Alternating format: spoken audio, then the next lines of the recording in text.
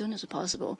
They should maintain the momentum of talks, continue to build consensus, and ultimately reach a comprehensive, lasting, and binding peace agreement. President, since the first day of the war, China has actively advocated resolving disputes by peaceful means and called on the parties to the conflict to end hostilities, start negotiations, and restore peace sooner than later. Over the past 3 years, guided by the principle for sure laid out by President Xi Jinping, we have worked actively for peace and pushed for talks. China will continue to work with the international community to play a constructive role for an early political settlement of the crisis. President, earlier, the U.S. representative once again spread false and slanderous narratives against China. It is completely unacceptable. At previous meetings, I responded to such accusations time and again. Since the U.S. did it again today, I am compelled to respond again to set the record straight.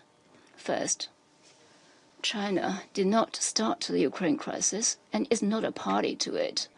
China has never supplied lethal weapons to either side of the conflict and has strictly controlled export of dual-use goods, including drones.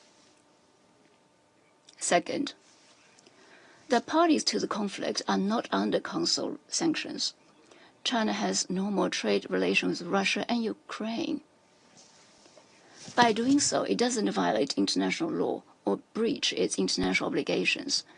China's legitimate rights and interests must not be infringed upon. In fact, till now, the U.S. has continued its economic and trade activities with Russia. If the U.S. is doing that itself, why it doesn't allow others to do the same?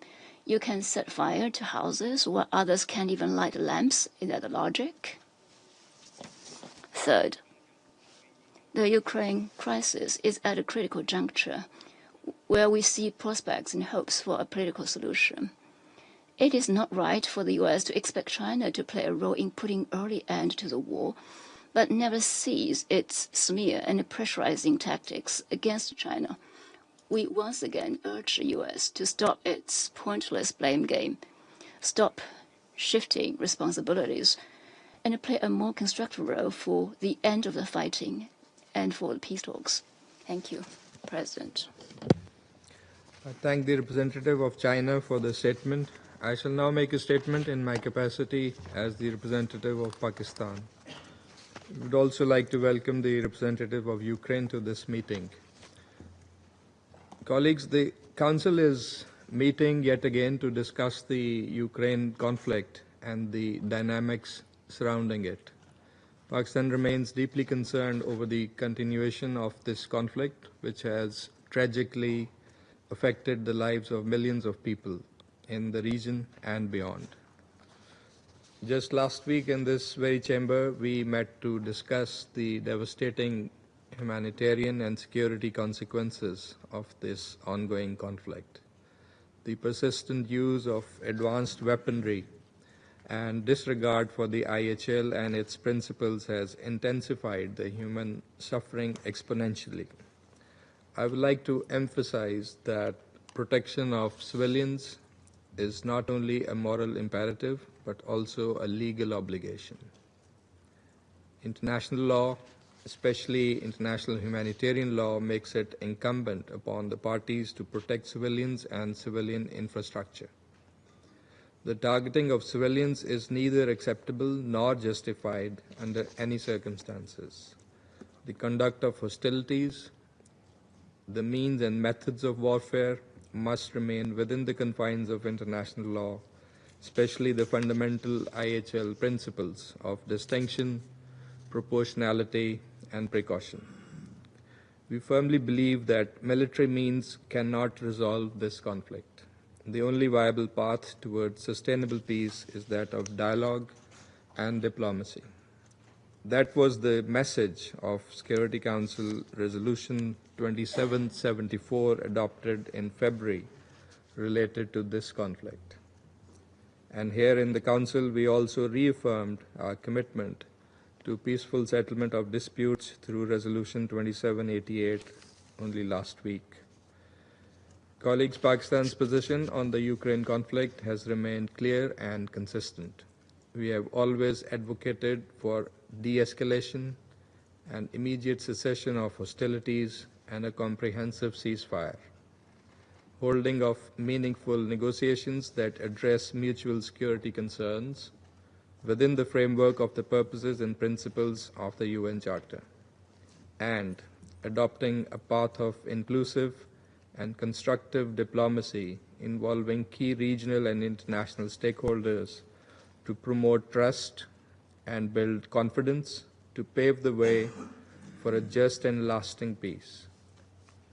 Istanbul talks must be built upon and taken forward with genuine and reciprocal commitment to peace. Pakistan reiterates its firm support for a peaceful resolution of this conflict and stands ever ready to support all efforts towards that end. I would now resume my functions as President of the Council.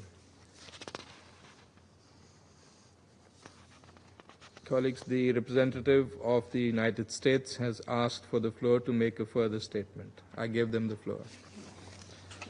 Thank you, Mr. President. Materials and components supplied by China are ending up in Russian weapons, which Russia is using to strike Ukraine, killing civilians and destroying infrastructure. If China is uncomfortable being mentioned in our remarks, it should stop enabling Russia to prolong the war. China has said many times that it wants peace. I urge China to bring its actions into line with its words. China's direct actions supplying Russia with the materials it needs to carry on the war make peace difficult to achieve. Thank you, Mr. President. I thank the representative of the United States for that statement. I will now give the floor to the representative of China, who has requested a statement. Thank you, Mr. President. I think in my response just now, I made it very clear. Security Council has not imposed the sanctions on parties to the conflict. China maintains normal trade with Ukraine and Russia. It is not in violation of international law, nor does it breach any international obligation. The US is also conducting trade with Ukraine, so why can't China do that? It is totally normal trade. Actually, it is not China who should feel uncomfortable. It should be the U.S. who feels uncomfortable. In this very chamber of the Security Council, the U.S. keeps on slandering and smearing other countries and accusing other countries. Shouldn't you feel out of tune with the rest of the members here? To resolve the Ukraine crisis, what needed is unity and cooperation rather than division or confrontation. And once again, urge the U.S. representative to stop attacking other countries and stop scapegoating other countries. Instead, you should focus on working more for diplomacy, to work more for peace and talks for peace and for ceasefire. Thank you. Thank the representative of China for the statement. I now give the floor to the representative of Ukraine. Thank you, Mr. President. The Security Council is meant to meet and discuss real problems, threats to international peace and security. And the name of the real problem is written on that country nameplate, Russian Federation. There are no two parties attacking civilians. There is one country, Russia, one problem for peace and security in Ukraine, in our region, and globally. Just last night, on the eve of this meeting, Russia unleashed yet another ruthless assault on Ukraine with 309 UAVs and 8 cruise missiles from different directions. As of now, 11 people were killed in the attack on Kyiv, with the death toll rising and 1 child among them. Another 135 civilians were wounded across the capital, including 11 children. Ukraine has requested the presidency to convene a separate Security Council meeting to discuss these real attacks on peace and security. Let us be clear here. Today's meeting, convened at the request of the Russian Federation, is both cynical and morally repugnant. The very state that launched the largest war of aggression in Europe since the World War II now attempts to portray itself as a victim of so-called Western interference. This is not only a grotesque distortion of reality, which is used by the Russian state for years, it is also an insult to the multilateralism, to the United Nations, to the principles enshrined in the Charter, to all of you, distinguished members of the Security Council. But above all, to the memory of the tens of thousands of Ukrainians who were killed as a result of Russia's war of aggression. We should make no mistake, Russia has no genuine interest in peace. If it did, it could end its war at any moment. But instead, it continues to pursue conquest, domination, and the total destruction of a sovereign state, Ukraine. Let us also recall the basics. In this century alone, Russia has invaded Ukraine twice. First in 2014 with the illegal occupation of Crimea and parts of the Donetsk and Luhansk regions. Then again in 2022 when it launched a full-scale war of aggression. These actions represent blatant violations of the UN Charter and the core principles of international law. You all agree to that. At this very moment, Russia is still trying to illegally occupy more Ukrainian territory. It bombs cities, targets civilian infrastructure, kills innocent people every single day. It has staged sham referenda, denied Ukraine's sovereignty, and works openly to erase our independence and statehood. And yet, while committing these egregious violations, it dares to accuse others of undermining peace. Mr. President, simultaneously, the Kremlin continues to fuel its war of aggression and draw other actors into its campaign of terror. Since 2022, Iran has supplied the Russian Federation with hundreds of unmanned aerial vehicles, flagrantly violating Security Council Resolution 2231, while its restrictions remained in force. This impunity for gross violations of international law by both Russia and Iran has emboldened others, particularly the Democratic People's Republic of Korea, to exploit the situation and advance their own destabilizing agendas. Since 2023, the regimes in Moscow and Pyongyang have significantly deepened their military and military technical cooperation, including unlawful arms transfers and the reported deployment of North Korean military personnel in support of Russia's armed aggression against Ukraine. Russia's war machine is now being sustained by Iran and the DPRK in direct violation of multiple Security Council resolutions and the foundational norms of international law. It receives drones, missiles, and ammunition from these regimes, as well as dual-use goods and equipment supplied by Chinese companies. This enables Moscow to prolong its war and escalate the suffering of our people. We continue to recover foreign manufactured components from Russian missiles and drones used to strike our civilian infrastructure. This stark reality highlights the urgent need for coordinated international action to halt the flow of materials and technologies that fuel Russia's armed aggression. Mr. President, let us speak plainly about Russia's true motives. Its war of aggression is not about so-called protection of Russian-speaking population, denazification, or demilitarization of Ukraine. And it is not about NATO. Russia claims it invaded Ukraine to prevent NATO expansion. Yet by its actions, it has achieved the opposite. Russia now shares hundreds of kilometers of new border with NATO. And of course, it is not about so-called security concerns of the Russian Federation.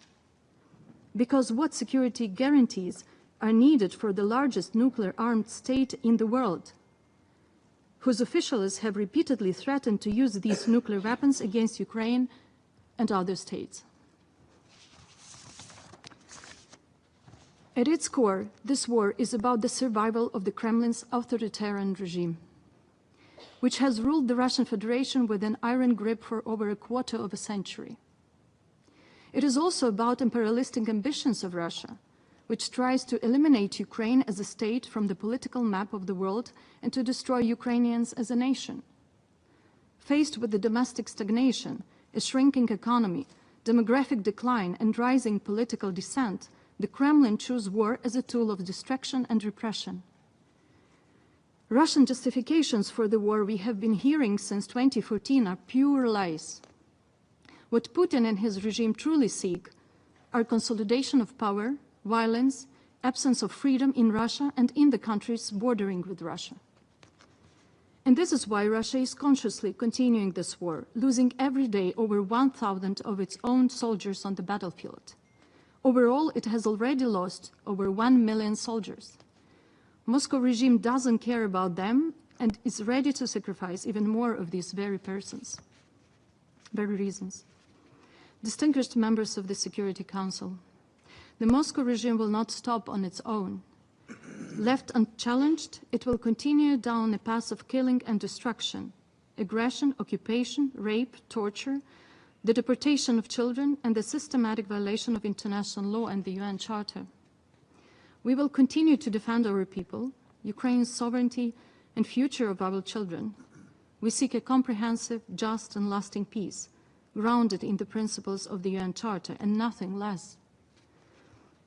We repeat, a full, immediate, and unconditional ceasefire is essential. It is the first step to halting Russia's war of aggression against Ukraine. Peace will not come through appeasement or equalizing the aggressor and its victim. It will come through unity of the free world, determination, and justice. The UN Security Council has a critical role to play here. Its voice must be strong, its stance unmistakable. This war must end, peace must prevail, and international law must be upheld. Accountability served. Without such clarity and resolve from the Council, no combination of pressure, sanctions, or military support can deliver durable results. A just and lasting peace begins with a firm and unified message from this body. That is why we call on all members of this Council to support a French-initiated resolution calling for a full, immediate, and unconditional ceasefire between the Russian Federation and Ukraine. A ceasefire that would apply on land, at sea, and in the air, creating the necessary conditions for peace in accordance with the UN Charter. Now is the time for this Council to come together and to demonstrate the unity and resolve needed to help end this war. In the meantime, we are profoundly grateful to all our partners and allies. Your military support is not only a lifeline for Ukraine, it is a defense of international law and the rules-based order, where aggression is not rewarded. There is only one path to ending this war. Russia must be pushed back, economically, with strong sanctions, politically, and militarily. It has to be demilitarized. This country is a threat to all of you.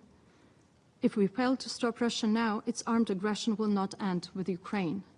Others will be emboldened, and the world will become a far more dangerous place for us all. We also must make sure that existing sanctions are enforced. How is it possible that Russian individuals under sanctions, those who directly support and enable this war, are still flying freely and participating in international events as if nothing happened? What message does that send to the aggressor and to the victims?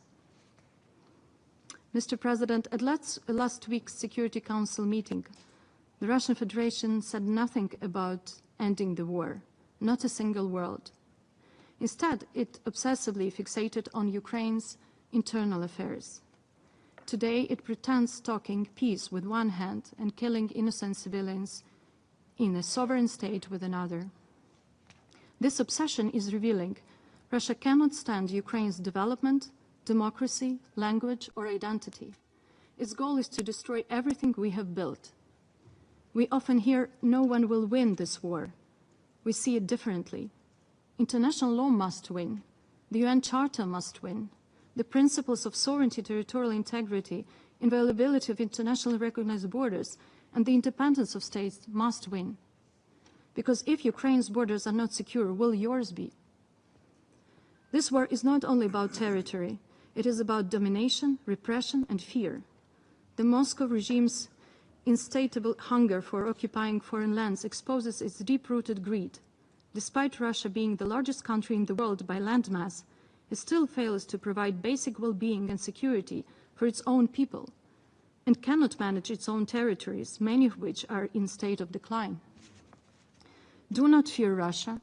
Do not let yourselves be misled or manipulated by its propaganda and paralyzed by its threats, including the rhetoric you have heard also at today's meeting. The only way to end this war is to confront its cause, Russia's aggression, with unity, resolve, and action. Let us make sure that a year from now, we are not gathered here to count more victims, but to mark the restoration of peace, justice, and security, not only for Ukraine, but for the entire international system. Thank you. I thank the representative of Ukraine for the statement. There are no more names inscribed on the list of speakers. Colleagues, before adjourning the meeting, as this is the last scheduled meeting of the Council for the month of July so far, I would like to express the sincere appreciation of the delegation of Pakistan to the members of the Council and to our colleagues in the Secretariat of the Council for all the support that they have given us throughout the month. Indeed, it has been a busy month and one in which we rallied to consensus on several important issues within our purview. The Council also unanimously reaffirmed and upheld the purposes and principles of the Charter and our commitment and support for peaceful settlement of disputes. We could not have achieved all of that without the hard work, cooperation, and positive contributions of every delegation and the very efficient assistance of the representatives of the Secretariat, including the technical support team, conference services, officers, interpreters, translators, verbatim reporters, and the security staff. As we end our presidency, I know I speak on behalf of all colleagues in the Council in wishing Ambassador Eloy Alfaro de Elba and the Panamanian delegation good luck in the month of August. The meeting is adjourned.